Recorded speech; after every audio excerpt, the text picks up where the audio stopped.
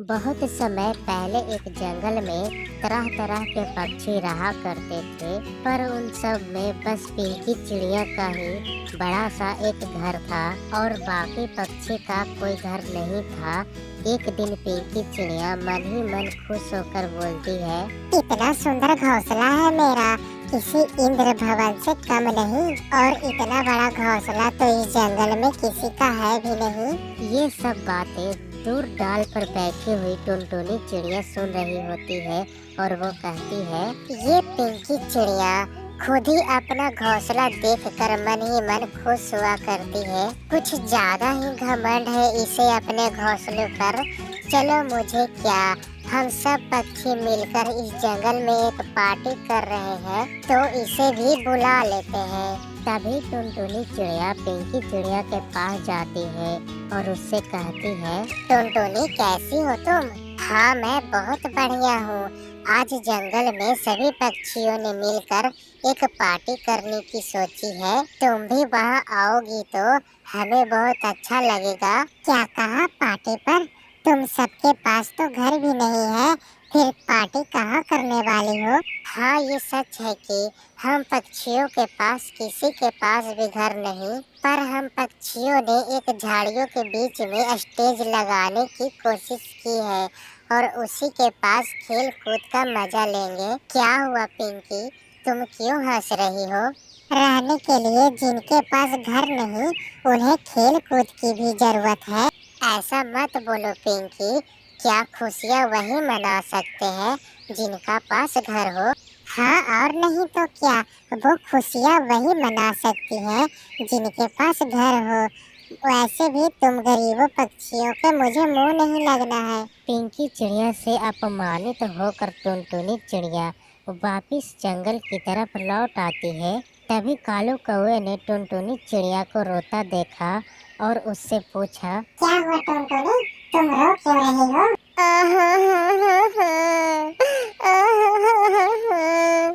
Party देने के लिए मैं सभी पक्षियों के उनके पास गई और पार्टी का न्योता देने पिंकी चिड़िया के पास भी गई थी, पर पिंकी चिड़िया ने यह कहकर भगा दिया कि तुम बहुत गरीब हो, तुम्हारे पास रहने के लिए घर भी नहीं है।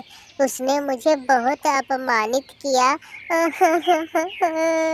तुम अच्छी से जानती हो ना कि पिंकी चिड़िया को अपनी अमीरी का कितना घमंड है। तुम्हें ऐसे पक्षी का कहने का बुरा नहीं मानना चाहिए। ठीक है कालू भैया।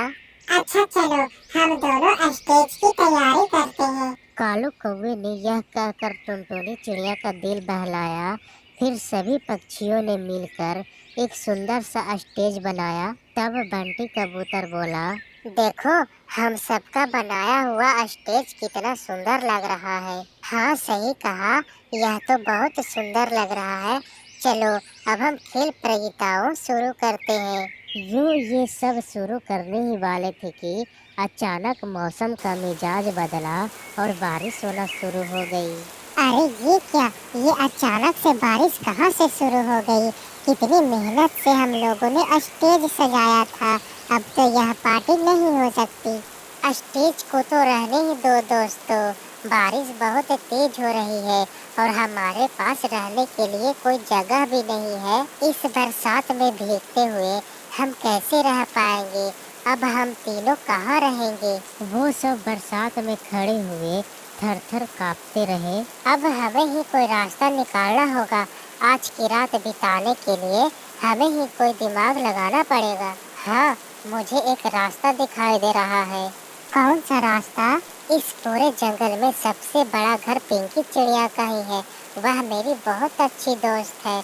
आज रात के लिए हम उसके घर में रहने के लिए मदद मांग सकते हैं। उस घमंडी पिंकी चिड़िया से तुम मदद मांगोगे?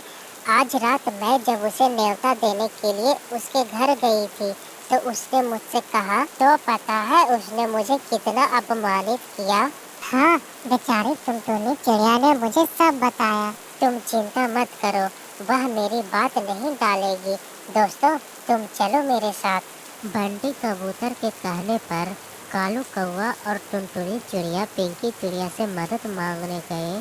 पिंकी दरवाजा खोलो। कौन है दरवाजे पर? पिंकी मैं हूँ बंटी और मेरे दो दोस्त। पिंकी चिड़िया ने दरवाजा खोला। अरे तुम सब यहाँ, आज तो तुम लोगों की पार्टी थी ना। तुम्हारे लटके चेहरे को देखकर पता चलता है कि पार्टी रुक गई है। हाँ दोस्त, बरसात की वजह से पार्टी थम गई। मैं तो पहले से ही जानती थी कि ऐसा कुछ होगा। वैसे भी तुम सब गरीबों के पार्टी की क्या जरूरत। वो सब छोड़ो पिंकी, इस बरसात में हम लोग बाहर नहीं ठहर सकते। तो मुझसे क्या चाहते हो? बस मुझे आज रात के लिए तुम अपने घर पर आसरा दोगी। सुबह होते ही हम सब यहाँ से चले जाएंगे। क्या कहा? मैं तुम्हें आसरा दूं? क्या मैं तुम्हें ऐसी वैसी चिड़िया दिखाई देती हूँ जो तुम्हें रहने के लिए घर दे? मेरा कोई साधारण सा घर नहीं है। ऐसा मत कहो पिंकी, आज रात तुम्हारे सहारे पर ही हम सब यहाँ आए हैं। मैं तुम्हें तो यहाँ रुकने दे सकती हूँ, बाकी इन दोनों को नहीं। चलो कोई बात नहीं, जब तुम इन दोनों को नहीं रुकने दे सकती तो मैं भी नहीं रुक सकता। चलो दोस्तों, आज रात के लिए हम सब एक पेड़ की खोल में कैसे भी रात काट लेंगे। बंटी कबूतर यह कहकर अपने दोस्तों के साथ वहाँ से वापस लौटता है। उन तीनों पक्षियों ने बरसात में भीगकर आंसू बहाकर ही रात काटी। हम सब ने बहुत बड़ी गलती कर दी है। पिछले कई दिनों से पार्टी, खेल कूद इन सब के लिए समय निकाला, पर हमने अपने लिए एक पक्का घर बनाने के बारे में नहीं सोचा। अगर हमारा भी एक घर होता तो हमें इतनी दिक्कत ना होती। मुझे लगता है हमें अपने लिए एक पक्का घर बना लेना चाहिए। हमें कुछ लकड़ियों का जुगाड़ करना होगा। पर टुनटुनी, हम लकड़ी का घर कैसे बना पाएंगे? और हमें तो लकड़ी का घर बनाना भी नहीं आता।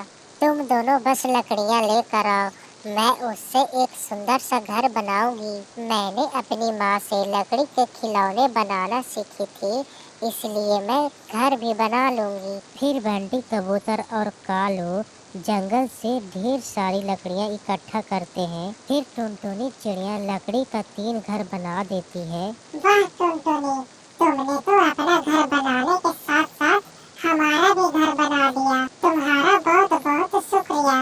और फिर उस दिन के बाद से उन्हें बारिश के आने से कोई डर नहीं लगता था, और फिर वह तीनों खुशी खुशी लकड़ी के बनाए हुए घर में रहने लगते हैं।